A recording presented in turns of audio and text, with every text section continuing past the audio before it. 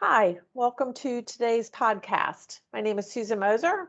I'm a partner at Bekaert and leader of the firm's government contracts practice. Our podcast today is going to focus on the SBA 8A program. This is going to be a series, first of a series of podcasts that we'll discuss various aspects of the 8A program. Joining me today is one of my tax partners, John Ure, who works with lots of government contractors and 8A firms as well. Today, what we want to cover is a little bit about the basics of the 8A program. What is it? What are the opportunities? What are the requirements to apply for the 8A program? In subsequent podcasts, we'll get into a lot of other aspects of the program. What are the requirements to stay, how to be successful, lots of different avenues. So first off, I just thought I'd give a little background on my experience dealing with 8A contractors. So I realized today that in 2021, it's been 30 years since I first started working with 8A companies. Starting in 1991, I went to work as a controller of an 8A firm after leaving public accounting, and then I was the CFO for another 8A firm that was a client of our firm before I joined the firm to start the government contracts practice. So I'm clearly dating myself by giving you all that information, but I'm realizing at this point I'm going to embrace my experience of 30 years working with 8A companies.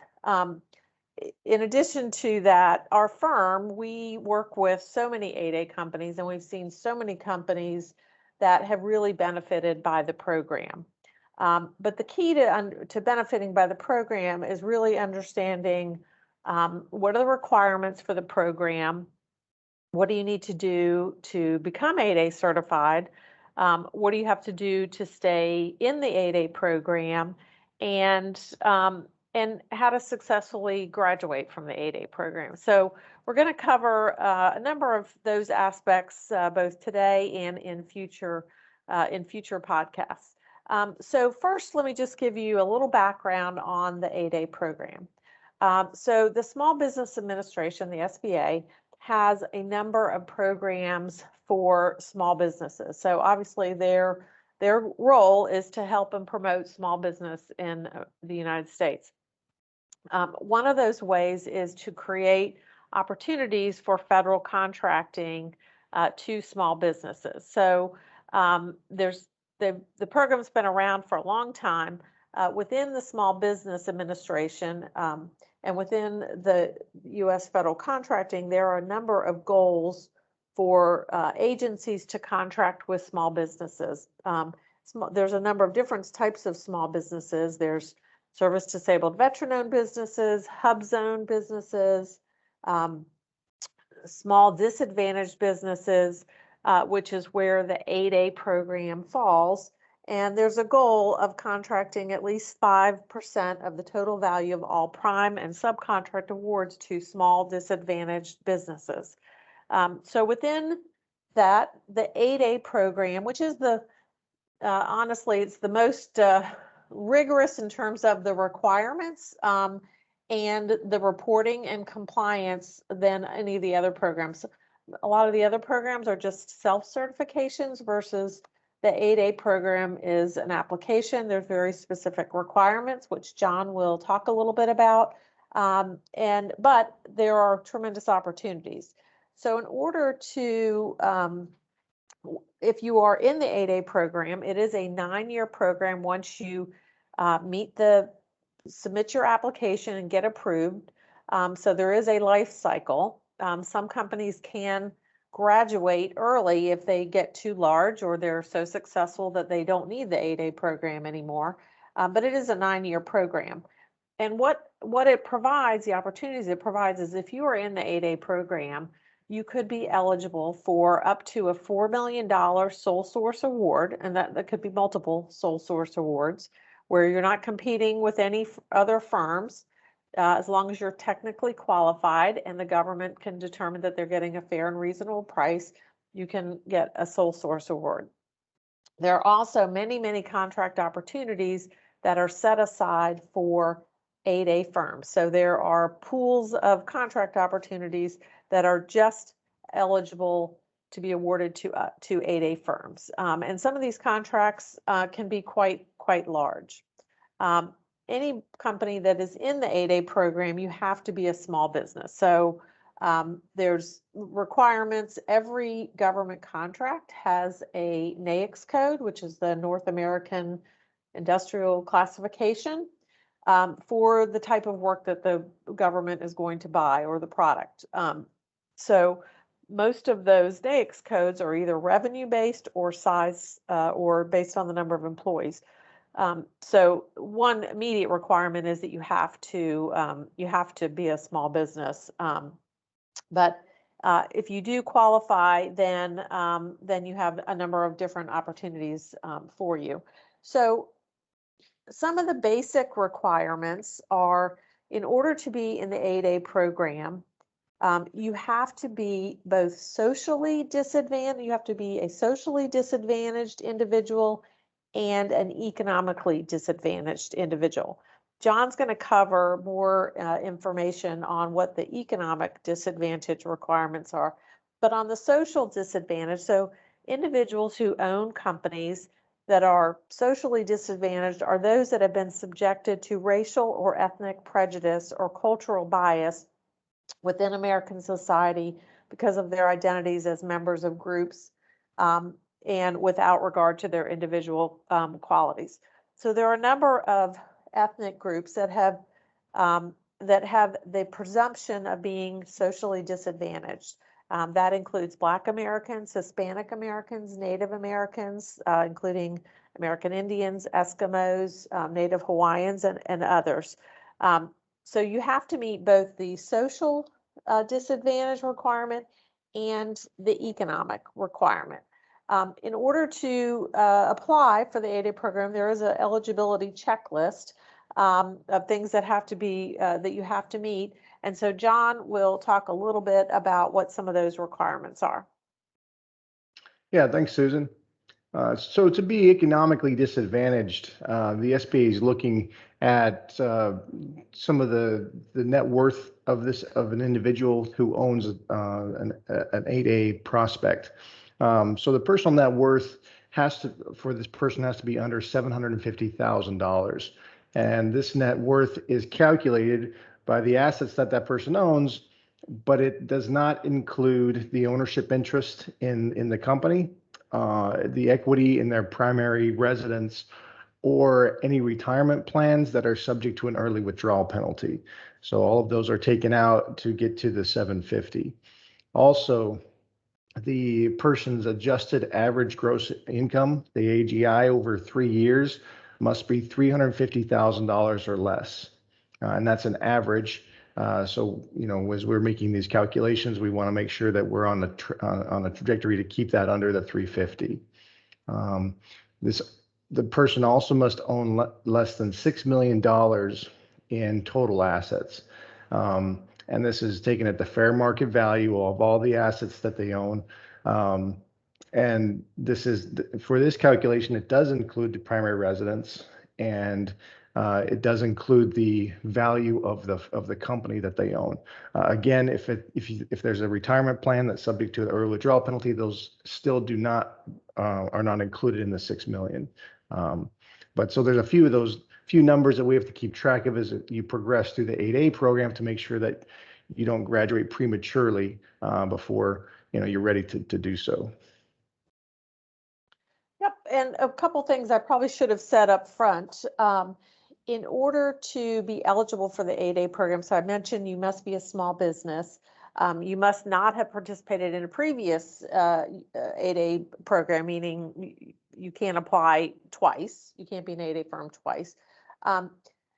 The company must be at least 51% owned and controlled by U.S. citizens who are economically and socially disadvantaged. So those requirements that we just talked about, it could be one person upon whom the eligibility is based, as long as they own 51% of the company. It could be two people. So if you have, just say you have a company that has 3 owners, and 2 of those owners meet the social and economic disadvantage requirements, and those two individuals own 60% of the company, and you have a third owner that owns 40% of the company, you can qualify for the program. So it doesn't have to be one individual, but you have to have at least 51% ownership controlled by U.S. citizens who are economically and socially disadvantaged. Other things that are important to understand is those owners upon whom the eligibility are going to be based, they have to be active in the day-to-day management and operations of the company, making long-term decisions. So you can't have a situation where the ownership meets those requirements, but they're not active in the business. And the active in the business should be in this primary business. So they shouldn't have ownership and activities in other business, outside businesses. So you want to show that this is your full, focus is really on the 8A program, the 8A company. And there's obviously some other requirements. You have to demonstrate good character, show potential for success. So the show potential for success. So there's a general rule that a company should have been in business 2 years, and that requirement is to demonstrate the ability to be successful. You can get a waiver of that requirement. You would have to demonstrate, there's good reasons why, even though you haven't been in business 2 years, you'll be successful in the 8A program. One of the other things that we have seen happen is sometimes an individual will acquire an existing business. So there's an existing business, has some history, has some track record. An individual that meets the requirements will acquire that company, and that's perfectly fine to do that. So one of the things that is important is understanding what those requirements are. The SBA, if you haven't looked at the SBA website, they actually have done a really pretty good job of putting together a lot of good information, eligibility overview, some application tips, frequently asked questions. They actually are trying to make it easier. As I mentioned, the 8A program's been around for a long time. Over the last few years, there's actually been a dip in the number of companies getting 8A certified. And actually there was a report to Congress about that. And so there were a number of steps that have been put into place to actually make it easier and to try to get more companies 8A certified. So we expect an uptick in that. They are trying to do some things to make it easier. One of the things that they've done is it used to be if you applied for the 8A program and you weren't successful, they turned you down, then you couldn't reapply for a year. They've actually changed that. It's 90 days. Obviously, we don't want to have that to happen. You want to get it right the first time, but that is a good thing that you don't have to wait for a year. Another thing that they've done, which I think is a real positive, is they have centralized the submission process. So there is a central portal. Everything is electronic, but it used to be that you sent your application into whatever the SBA offices where your company was based. And so, you got a lot of different people within the SBA looking at applications. Maybe they didn't have the same level experience. And so, there were probably things that were done differently from, region to region. They did centralize that. So there's a group of people that are dedicated to looking at applications and processing them. And so I think that's generally a good thing. So John, we work with, a number of companies that obviously have been in the 8A program, but we also help companies apply for the 8A program. So talk a little bit about, sort of the financial, what do companies need to be thinking about as far as getting things ready? Yeah, so we want to make sure that you have your ducks in a row. So when the SBA looks at your application, everything is there, it's in order, and it just gives a first good impression. So we go through, make sure the tax returns are in order, They're filed, they're accurate. We help put together, personal financial statements to clarify that we're underneath those thresholds we talked about earlier, but also just to demonstrate that things are, the application is in place, that we know what we're doing. We give a good impression to the SBA. As you mentioned, you can be rejected and you had to wait, but we prefer not to have that happen, even though they cut the reapplication time down to 90 days instead of the 2 years. There's also the SBA website. It's certified.sba.gov has a helpful kind of an eligibility checker. You can go in there and see if your company is eligible for some of these programs, including the 8A. And that's just a little link that kind of helps you walk through that process, which is helpful. But as our firm, as we do this, we help companies get everything lined up so that it's not a stressful situation, and we know beforehand whether we're going to be eligible or not. Yeah, and I think, where we see companies sometimes that have applied and didn't get approved, and we start looking at them, and so we ask to see the personal financial statement. So it's actually a form. It's a SBA form that you have to use, and oftentimes we see people that have filled those out and there's missing information. They haven't shown things correctly, and so that personal financial statement, which you're going to have to do every year while you're in the program, is really a key thing, as well as the tax return. So as John said, best to really line things up ahead of time. In order, before you do apply, you do have to be registered in SAM, which is the basically the central database for contracting. So it's sam.gov. So you must be registered in that. You don't need any help. You don't need to pay somebody to do that. I see these companies that will help you do that. It's a very simple, straightforward process to get registered, but that is something that that does need to happen.